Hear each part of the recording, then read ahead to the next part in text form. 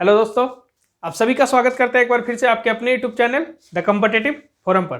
दोस्तों, हम लोग टाइप 5 का क्वेश्चन कर रहे थे। मेंसुरेशन क्षेत्रमिति में हम लोग किरण मैथमेटिक्स बुक्स से हम लोग टाइप 5 का क्वेश्चन कर रहे थे और 1 से लेकर के 15 तक हम लोग कंप्लीट कर चुके हैं। उम्मीद है, आशा है कि आप लोगों को बहुत अच्छे तरीके से वो समझ में आ रहा होगा। अगर समझ में आ रहा है दोस्तों, तो आप लोग कमेंट बॉक्स में कमेंट करके एक बार अपना फीडबैक जरूर दें। उससे हमारा कॉन्फिडेंस जागेगा और हम आप लोगों के लिए बहुत अच्छे तरीके से और कोशिश करेंगे कि जितना अच्छे तरीके से हो सकता है उतना अच्छे तरीके से कर सके। तो आप लोगों के लिए इस चैनल से एक और न्यूज़ है, वो ये है कि अभी 2020 का लास्ट मंथ का लास्ट मतलब एकदम स्टेप चल रहा है। आज 29 तारीख है, ठीक है। तो हम लोग जैसे ही न्यू ईयर में इन करेंगे, उसी तरीका से न्यू ईयर में इन करते ही अरिथमेटिक जो है सेक्शन, जो अरिथमेटिक सेक्शन में जितने भी चैप्टर आते हैं उसको हम पहले किस तरीका से अरिथमेटिक को कवर करें उसके लिए एक वीडियो बनाएंगे, ठीक है। वो वीडियो बहुत ही छोटा होगा और उससे आपको समझ में आ जाएगा कि जो एसएससी के एग्जाम होने वाले हैं 2020 में, उसको किस तरीका से कंप्लीट करना है, मैथ में कैसे बेस्ट से बेस्ट स्कोर करना है, कैसे अच्छा से अच्छा परफॉर्मेंस देना है एग्जाम में, सेट प्रैक्टिस करना है खूब सारा। इसी चैनल पे आप लोगों को सब चीज करने को मिलेगा, ठीक है। तो आप लोग टेंशन ना लें और हमारे साथ बने रहें। बस आपसे एक ही रिक्वेस्ट है कि हमारे चैनल द कॉम्पिटिटिव फोरम को अपने दोस्तों के बीच, अपने ग्रुप में, जहां भी आप जाते हैं, अपने फैमिली मेंबर्स के बीच, जो एसएससी के एस्पिरेंट्स हैं, जो रेलवे के एस्पिरेंट्स हैं, उनके बीच शेयर जरूर करें, ताकि उन लोगों को भी पता चले कि किरण मैथमेटिक्स बुक्स का जो सॉल्यूशन है वो तो इंपॉर्टेंट है ही। जो स्टूडेंट है, जो स्टूडेंट कहने का मतलब एक नाम का स्टूडेंट होते हैं और एक स्टूडेंट होते हैं जो पढ़ाई करने वाले होते हैं, ठीक है। तो जो पढ़ाई करने वाले स्टूडेंट है उनको पता है कि प्रीवियस ईयर क्वेश्चन कितना इंपॉर्टेंट होता है। तो दोस्तों, आप लोग बने रहें हमारे साथ और न्यू ईयर में अरिथमेटिक को भी स्टार्ट कर लेंगे और जल्द से जल्द एडवांस में तो 5 चैप्टर है, जिसमें 2 चैप्टर को हम लोग लेके चल रहे हैं अभी, मेंसुरेशन और ज्योमेट्री। तो ये दोनों चैप्टर को जनवरी के लास्ट तक कंप्लीट कर लेंगे। आप सोच रहे होंगे कि सर 10-10 क्वेश्चन ला रहे हैं तो कैसे कंप्लीट होगा। बहुत सारा क्वेश्चन शूट हो चुका है, आप लोगों को तुरंत मिलेगा, ठीक है। जब मिलना कंटिन्यू होगा तो एकदम कंटिन्यूअसली लगातार सब दिन मिलेगा। अरिथमेटिक एडवांस कंटिन्यू मिलेगा, ठीक है। तो आप लोग टेंशन ना ले, एकदम एग्जाम से पहले आप लोगों को पूरा जो किरण मैथमेटिक्स 10-500 बुक का A to Z सॉल्यूशन आप लोगों को बहुत ही अच्छे तरीके से अवेलेबल करा दिया जाएगा, जिससे आप कहीं पे भी किसी भी क्वेश्चन में अगर आप अटक रहे हैं तो तुरंत चैनल से जुड़ करके सीख सकते हैं। और जो बिगनर हैं वो कंप्लीटली वीडियो को देखें, एकदम पूरा का पूरा। यहाँ पे किसी कॉन्सेप्ट को रोका नहीं जा रहा है, छिपाया नहीं जा रहा है आपसे कि बाद में उसको पेड में बदल सकते हैं। हम लोग फ्री सेवा कर रहे हैं, एकदम आपके एग्जाम में एक छोटी सी हेल्प हमारी भी रहेगी, आपके प्रिपरेशन में एक छोटी सी हेल्प हमारी भी रहेगी, ताकि आप कभी भी अगर सफलता पा लेते हैं तो एक बार तो जरूर बोलिएगा कि मैथ में द कॉम्पिटिटिव फोरम बहुत मदद किया था, ठीक है दोस्तों। तो आप लोग वीडियो को कंप्लीटली देखिए और अब हम लोग चलते हैं टाइप 5 का क्वेश्चन नंबर 16 पे। चलिए, क्वेश्चन नंबर 16। चलिए, क्वेश्चन नंबर 16 को रीड कीजिए। बोल रहा है, एक वृत्त की परिधि और व्यास का अनुपात 22:7 है। यदि परिधि 1.4/7 1/4/7 मीटर हो तो वृत्त की त्रिज्या क्या होगी। देखिए दोस्तों, क्वेश्चन बोला क्या है, एक वृत्त की परिधि और व्यास का अनुपात। परिधि और व्यास का अनुपात हमारा दिया है 22:7, ठीक है। उसके बाद बोला है, यदि परिधि 1.4/7 मीटर है तो वृत्त की त्रिज्या क्या होगी। देखिए, अब बताइए, ये परिधि का रेशियो वाला वैल्यू है और ये परिधि का रेशियो वाला वैल्यू है और ये व्यास का रेशियो वाला वैल्यू है। यहां तक क्लियर। अब धीरे धीरे हम लोग समझेंगे कि परिधि का जो ओरिजिनल वैल्यू है वो 1.4/7 मीटर है, यानी 22 यूनिट के लिए जो हमारा वैल्यू है वो 1.4/7, यानी इसको लिख सकते हैं 7 × 1 7 4 11/7 मीटर। यहां तक क्लियर, कोई दिक्कत नहीं है। अब जब 22 यूनिट का वैल्यू इतना दिया हुआ है तो हम 1 यूनिट का वैल्यू तो निकाल ही लेंगे आसानी से। 11/7 भागा 22, जब भागा 22 करेंगे तो इसके नीचे कुछ नहीं है तो 1, ठीक है। तो इसको हम ऐसे लिख सकते हैं 11/7 गुना एक ऊपर चला जाएगा, 22 नीचे, ये कट जाएगा तो आ जाएगा 1/14। ये किसका वैल्यू आ गया है? 1 यूनिट का। अब हम बताइए दोस्तों, हमको पूछा है प्रश्न में कि वृत्त की त्रिज्या कितनी होगी। अब हमको अगर व्यास यहाँ पे दिया हुआ है और व्यास हमको ओरिजिनल वैल्यू व्यास का पता चल जाए और ओरिजिनल वैल्यू का हम आधा कर देंगे तो वो मेरा त्रिज्या हो जाएगा कि नहीं, क्योंकि व्यास का आधा त्रिज्या होता है। ठीक है, तो 1 यूनिट का 1/14 मतलब ओरिजिनल वैल्यू आ गया मीटर में।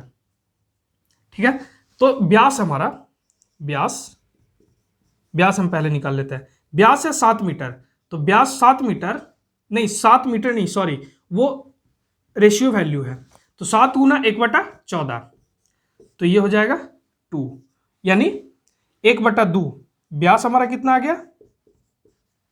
1/2। अब हमको क्या निकालना है? त्रिज्या।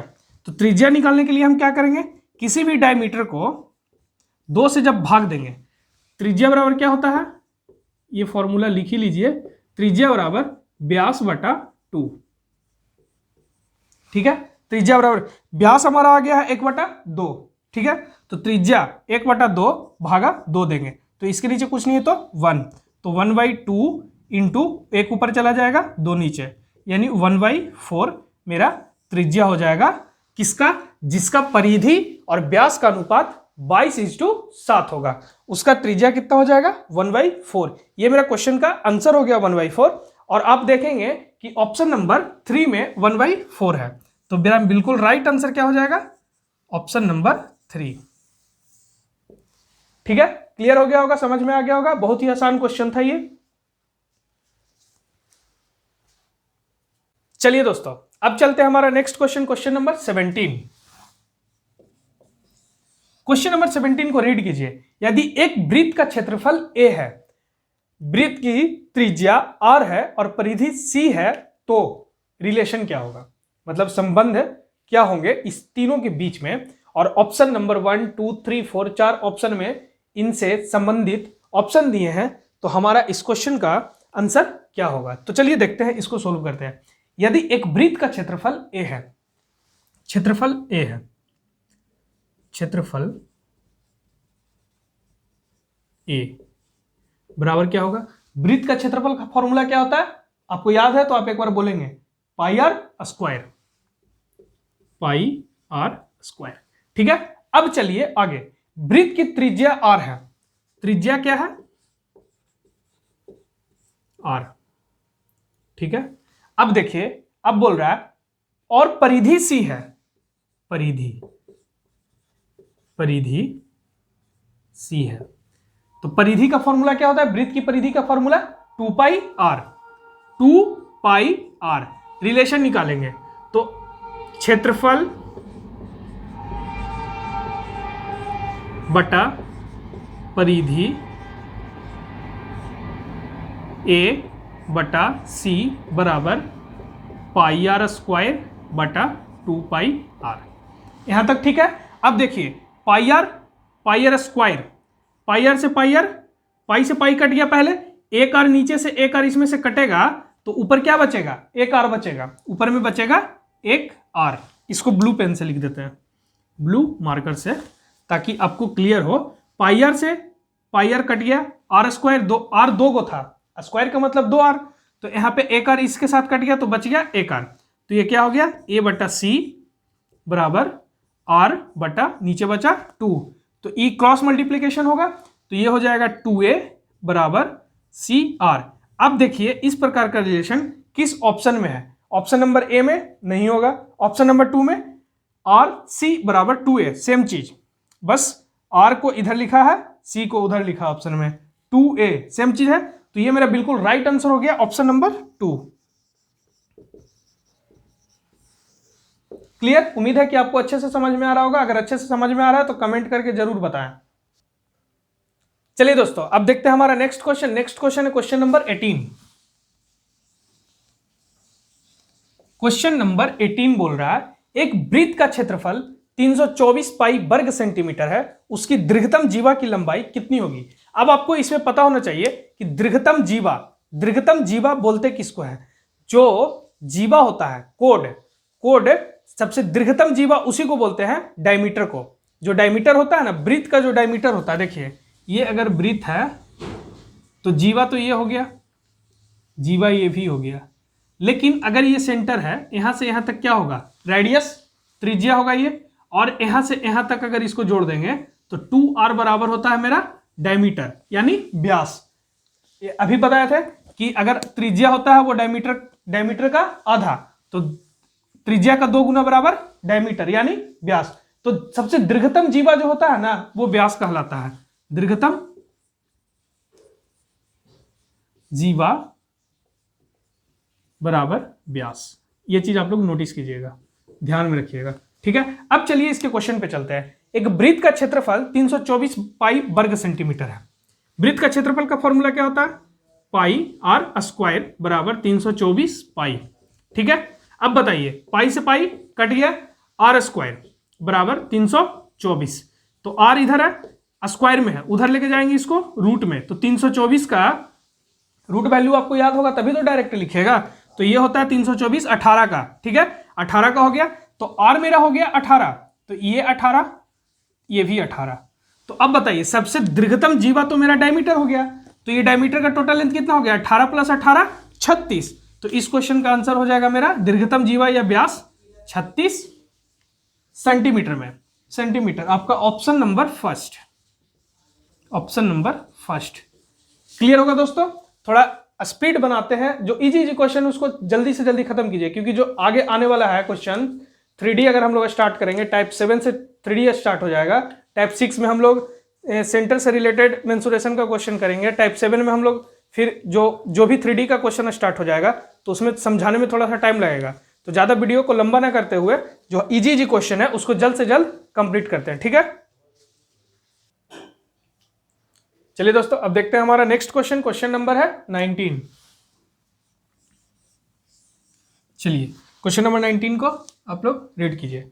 बोल रहा है एक पहिए की त्रिज्या 25 सेंटीमीटर है, 11 किलोमीटर की दूरी पूरी करने के लिए इसे कितने चक्र घूमना होगा, ठीक है। तो देखिए ये पहिया है, ये क्या है, पहिया, पहिया मतलब व्हील, जो गाड़ी का जो चक्का होता है उसी को पहिया बोलते हैं। और इसका जो त्रिज्या है वो रेडियस कितना है, रेडियस 25 सेंटीमीटर, ठीक है, रेडियस 25 सेंटीमीटर है। अब इस पहिया को टोटल डिस्टेंस 11 किलोमीटर की दूरी तय करना है। तो क्वेश्चन पूछ रहा है कि ये जब पहिया 11 किलोमीटर की डिस्टेंस कवर करेगी, मतलब दूरी को तय करेगी, तो कितना चक्कर लगाएगी, कितनी बार वो घूमेगी। तो वो चक्कर जो घूमेगी वो अपने परिधि पे घूमेगी। तो हम पहले इसका निकाल लेते हैं परिधि। मेरा परिधि क्या होगा, परिधि का फॉर्मूला क्या होता है, 2πr।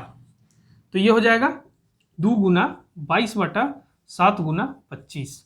अब देखिए कुल कितनी दूरी तय करेगी, टोटल डिस्टेंस मेरा कितना है, टोटल डिस्टेंस मेरा है 11 किलोमीटर, और जो त्रिज्या दिया है वो सेंटीमीटर में दिया है। तो कुल चक्रों की संख्या, कुल चक्रों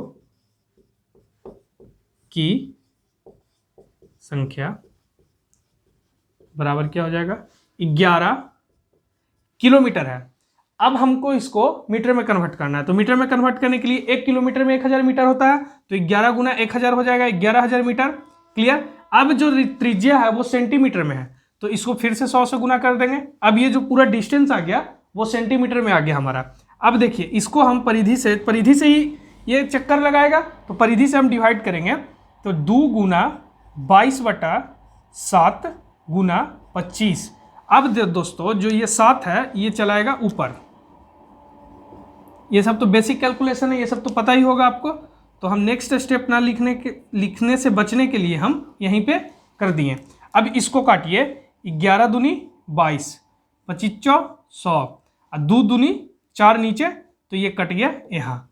अब नहीं सॉरी, पूरा का पूरा कट गया, 2 दूनी 4, ऊपर 4 कट गया। अब बचा 1000 गुना 7, यानी टोटल चक्रों की संख्या जो है वो 7000 होगा। इसका आंसर हो गया आपका 7000, ऑप्शन नंबर 3। ठीक है, इजी सा क्वेश्चन था। चलिए दोस्तों अब देखते हैं हमारा नेक्स्ट क्वेश्चन। नेक्स्ट क्वेश्चन है क्वेश्चन नंबर 20। क्वेश्चन नंबर 20 में आपको एक फिगर दिखा रहा है, ठीक है। उस फिगर में एक वृत्तखंड है और उसका क्षेत्रफल हमसे मांग रहा है। ठीक है, तो देखिए ये जो वृत्त है इस प्रकार कुछ फिगर है, ये हमारा सेंटर हो गया, इस तरीका से है, ये हो गया हमारा O, इसका त्रिज्या 4 सेंटीमीटर है और जो एंगल बना रहा है वो 120 डिग्री का बना रहा है। तो वृत्तखंड का क्षेत्रफल हमसे पूछा है कि वृत्तखंड का क्षेत्रफल क्या होगा। तो वृत्तखंड का क्षेत्रफल क्या हो जाएगा, थीटा बटा 360 पाई आर स्क्वायर, ये फॉर्मूला होता है, नोट कर लीजिएगा आप लोग और ध्यान में रखिएगा। ठीक है, तो थीटा क्या होता है, कितना डिग्री का एंगल वहां पे बना रहा है, तो 120 डिग्री का बना रहा है बटा 360 गुना पाई का वैल्यू 22/7, आर है स्क्वायर में तो 2 बार गुना यानी 16। ठीक है, तो ये कट जाएगा 3 बार में, तो हो गया 22 गुना 16 बटा 3 सते 21। ये हम आपको करके दे दिए हमारे कंप्यूटर स्क्रीन पे, जहाँ पे सामने क्वेश्चन लगा हुआ है वहाँ पे इसका ऑप्शन नहीं दिख रहा है, इसलिए हम ज़्यादा टाइम व्यर्थ ना करेंगे और इसका सॉल्यूशन करके आप इस क्वेश्चन का आंसर कमेंट बॉक्स में कमेंट कर दीजिएगा। ठीक है दोस्तों, तो क्वेश्चन नंबर 20 का पूरा सॉल्यूशन करके यहाँ से बस इसको गुना करके 21 से डिवाइड कर देना है और उसका आंसर आपको कमेंट बॉक्स में कमेंट कर देना है। ठीक है।